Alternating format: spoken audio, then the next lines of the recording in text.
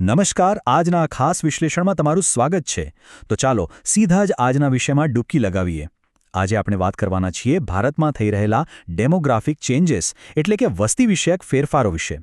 અને ખાસ કરીને આ ફેરફારોનો અભ્યાસ કરવા માટે સરકારે તાજેતરમાં જ એક ઉચ્ચસ્તરીય સમિતિ બનાવી છે તેના વિશે. આ એક એવો વિષય છે જે અત્યંત જટિલ છે અને ચર્ચાના કેન્દ્રમાં પણ છે. આપણે સત્તાવાર ડેટા અને નિષ્ણાતોના મંતવ્યોના આધારે આ સમગ્ર મુદ્દાને એકદમ સરળ ભાષામાં સમજવાનો પ્રયાસ કરીશું. જાહેર નીતિ અને નાગરિક પ્રશાસન સાથે જોડાયેલી સંસ્થાઓ અને પબ્લિક પોલિસી ટ્રેકર્સ અત્યારે આ વિશાળ ડેમોગ્રાફિક અને ભૌગોલિક રાજકીય ડેવલપમેન્ટ પર ખૂબ જ બારીક નજર રાખી રહ્યા છે. જુઓ, આ કોઈ સામાન્ય વહીવટી પ્રક્રિયા નથી. આ એક એવો મોટો ડેટા આધારિત પ્રયાસ છે જે આવનારા સમયમાં દેશના ભવિષ્યને ઘડવામાં મહત્વનો ભાગ ભજવી શકે છે. એટલે જ આને સમજવું આપણા માટે ખૂબ અગત્યનું બની જાય છે. તો આજના આપણા આ વિશ્લેષણની રૂપરેખા કંઈક આ પ્રમાણે રહેશે. આપણે ડેમોગ્રાફિક કમિટીથી શરૂઆત કરીશું, પછી તેનું કાર્યક્ષેત્ર સમજીશું, ત્યારબાદ બોર્ડર ડેટા, વસ્તી સ્થિરીકરણ અને સ્થળાંતર વચ્ચેનો તફાવત, વહીવટી અડચણો અને છેલ્લે ભવિષ્યના રસ્તા પર નજર કરીશું. આપણે આ રાજકીય રીતે સંવેદનશીલ મુદ્દા પર એકદમ તટસ્થ અને ડેટા આધારિત અભિગમ અપનાવવાના છીએ. તો ચાલો શરૂ કરીએ. વિભાગ 1, ધ ડેમોગ્રાફિક કમિટી. આખી વાતની શરૂઆત ક્યાંથી થઈ અને આ કમિટીનું વહીવટી માળખું કેવું છે તે સમજવું સૌથી પહેલું અને મહત્વનું પગલું છે. જો આપણે આખી પ્રક્રિયાની ટાઈમલાઈન જોઈએ તો ખ્યાલ આવશે કે વસ્તુઓ કેટલી ઝડપથી આગળ વધી છે. ઓગસ્ટ 2025માં લાલ કિલ્લા પરથી વડાપ્રધાન દ્વારા જાહેરાત થાય છે. તરત જ 11 સપ્ટેમ્બર 2025ના રોજ કેબિનેટ તેને મંજૂરી આપે છે અને અત્યારે કમિટીની રચના થઈ પણ ચૂકી છે. અને સૌથી નોંધનીય વાત ખબર છે, આ સમિતિને પોતાનો રિપોર્ટ સબમિટ કરવા માટે 2026ના અંત સુધીની એટલે કે માત્ર એક જ વર્ષની કડક ડેડલાઇન આપવામાં આવી છે. હવે આ સમિતિમાં કોણ કોણ છે તે જાણવું ખરેખર રસપ્રદ છે. જસ્ટિસ પ્રકાશ પ્રભાકર નાવકા જેવા નિવૃત્ત ન્યાયાધીશ આ કમિટીના અધ્યક્ષ છે. તેમની સાથે ડૉક્ટર શમિકા રવિ જેવા અર્થશાસ્ત્રી, પૂર્વ આઈએએસ અધિકારી દુર્ગાશંકર મિશ્રા, પૂર્વ આઈપીએસ અધિકારી બાલાજી શ્રીવાસ્તવ અને ખુદ સેન્સસ કમિશનર પણ જોડાયેલા છે. આ નામો પરથી એક વાત તો સ્પષ્ટ છે કે સરકાર આ મુદ્દાનો તટસ્થ અને ઊંડાણપૂર્વક અભ્યાસ કરવા માંગે છે અને એટલે જ ન્યાયિક, વહીવટી, પોલીસ અને આર્થિક નિષ્ણાતોને એકસાથે લાવવામાં આવ્યા છે. ચાલો આગળ વધીએ. વિભાગ 2, ડિફાઇનિંગ ધ મેન્ડેટ. આટલા બધા નિષ્ણાતોને ભેગા તો કર્યા, પણ આ ઉચ્ચસ્તરીય જૂથને વાસ્તવમાં કામ શું સોંપવામાં આવ્યું છે? ચાલો એ સમજીએ. સરકારના સત્તાવાર માળખા મુજબ જોઈએ તો આ કમિટીના મુખ્ય કાર્યોમાં ગેરકાયદેસર સ્થળાંતરનો બારીકાઈથી અભ્યાસ કરવો, બોર્ડર પારની પ્રવૃત્તિઓનું વિશ્લેષણ કરવું અને આવા લોકોની ઓળખ, અટકાયત અને તેમને પાછા મોકલવા એટલે કે ડિપોર્ટેશનની પદ્ધતિઓ સૂચવવાનો સમાવેશ થાય છે. આ ઉપરાંત બોર્ડર મેનેજમેન્ટને વધુ મજબૂત બનાવવું અને કેન્દ્ર તથા રાજ્યો વચ્ચેના સંકલનમાં સુધારો લાવવો એ પણ તેમના મેન્ડેટનો જ એક ભાગ છે. હવે આ બાબતમાં જે સૌથી રસપ્રદ વાત છે તે છે પરિભાષા. કેન્દ્રીય ગૃહમંત્રી અમિત શાહે આ મુદ્દાની ગંભીરતા દર્શાવતા ઘૂસણખોર મુક્ત ભારત અને અકુદરતી વસ્તી વિષયક પરિવર્તન એટલે કે અનનેચરલ ડેમોગ્રાફિક ચેન્જ જેવા ખૂબ જ ચોક્કસ શબ્દોનો ઉપયોગ કર્યો છે.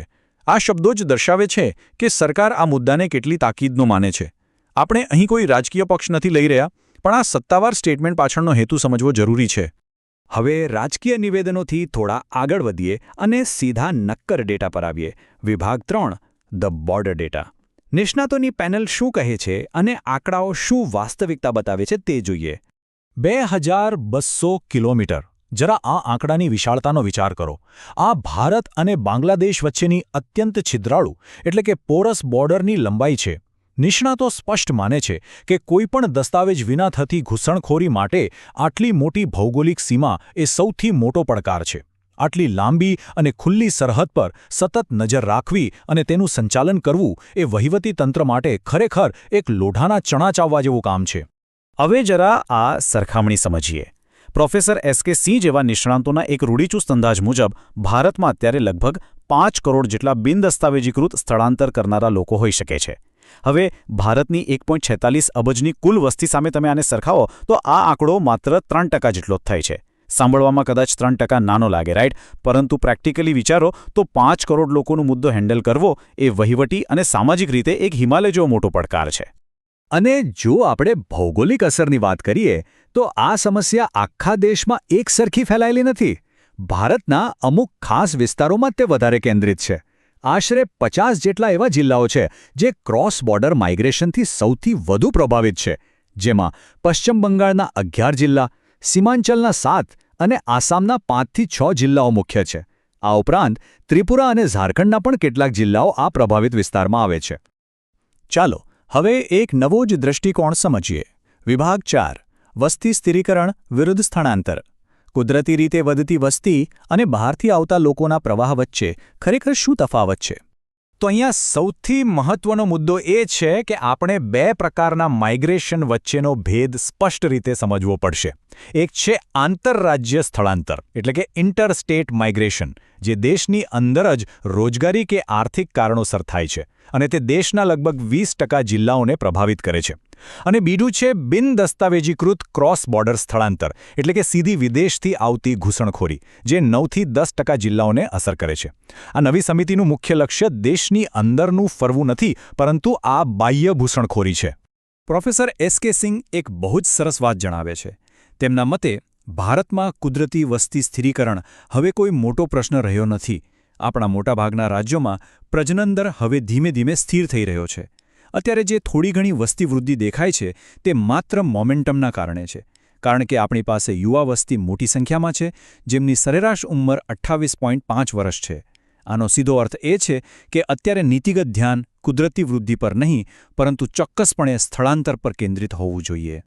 ચાલો હવે થોડા ભૂતકાળમાં જઈએ અને મોટા ચિત્રને સમજવાનો પ્રયાસ કરીએ. વિભાગ 5 વહીવટી અને ઐતિહાસિક અડચણો. આ નવી સમિતિ માટે રસ્તો જરાય સરળ નથી હોવાનો, કારણ કે આ સમસ્યાના મૂળિયા ઘણા ઊંડા અને ઐતિહાસિક છે. અને આ ઐતિહાસિક ઘટનાક્રમ બહુ જ સુંદર રીતે દર્શાવે છે કે આ કોઈ આજકાલની સમસ્યા નથી.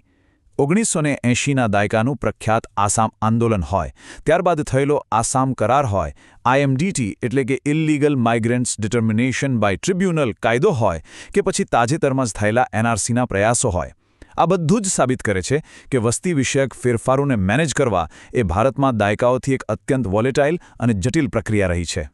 આ બધામાં ભારતનું ફેડરલ એટલે કે સમવાયી માળખું પણ એક અલગ જ પડકાર ઊભો કરે છે. જુઓ, કાયદો અને વ્યવસ્થા એ રાજ્ય સરકારનો વિષય છે.